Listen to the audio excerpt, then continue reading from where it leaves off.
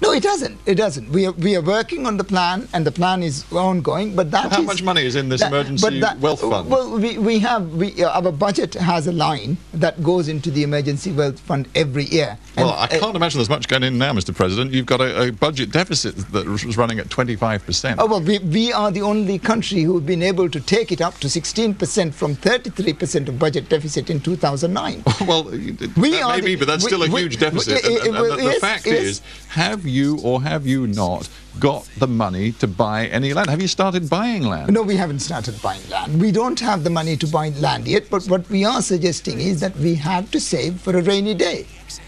Where the land is, how we go about buying land, I think we still have a fair amount of time to work on these plans and projects.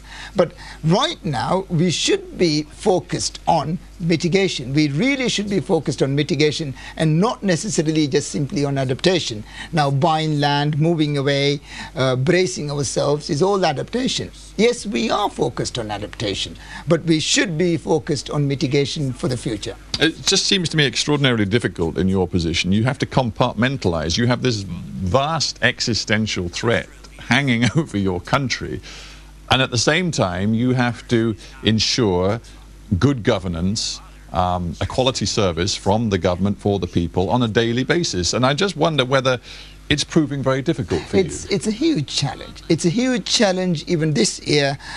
More than 40% of our infrastructure development money in the budget goes for adaptation.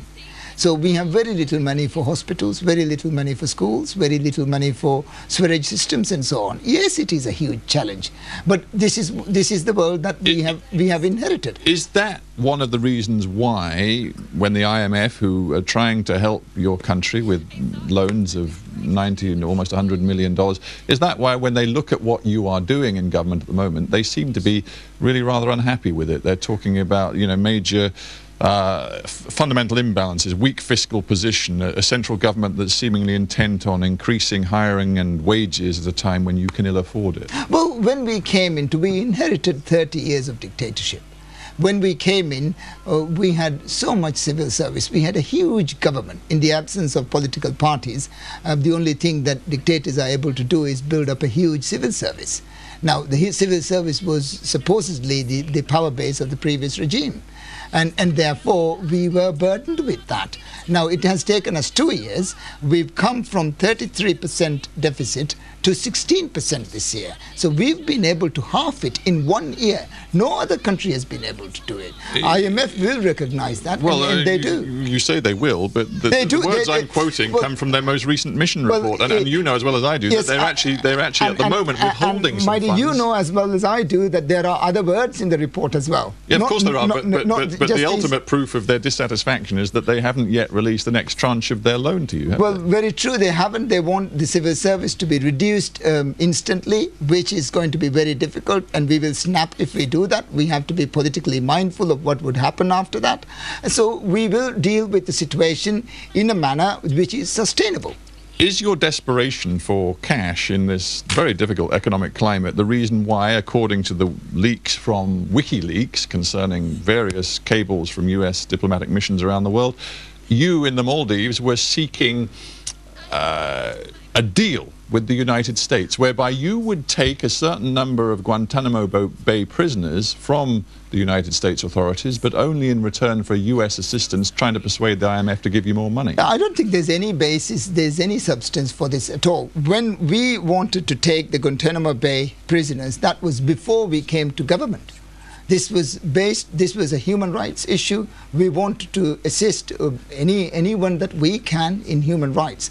We came to government on a human rights platform, and we thought, and we still believe, that it is important that we are able to assist anyone that we can along these lines. But did you see an opportunity then to make some money out of taking? We didn't talk about it at all. We didn't mention it at all, and I don't think this is why were the US diplomats of the belief that you were seeking to I think you should ask the US diplomats this question. Never ever once did we mention anything that would connect the Guantanamo Bay prisoners with anything else. For us, it's a human rights issue, and we will continue to deal with it. Now, human rights is a very important part of your life story. You were an Amnesty International prisoner of conscience before you eventually were elected into the presidential office. You spent years in prison, 18 months in solitary confinement. It seems strange in a way, maybe disappointing to some people around the world, that you are now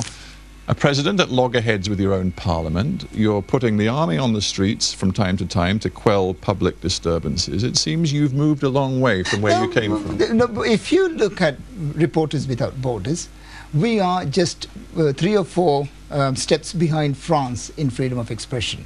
We were somewhere around 150 before.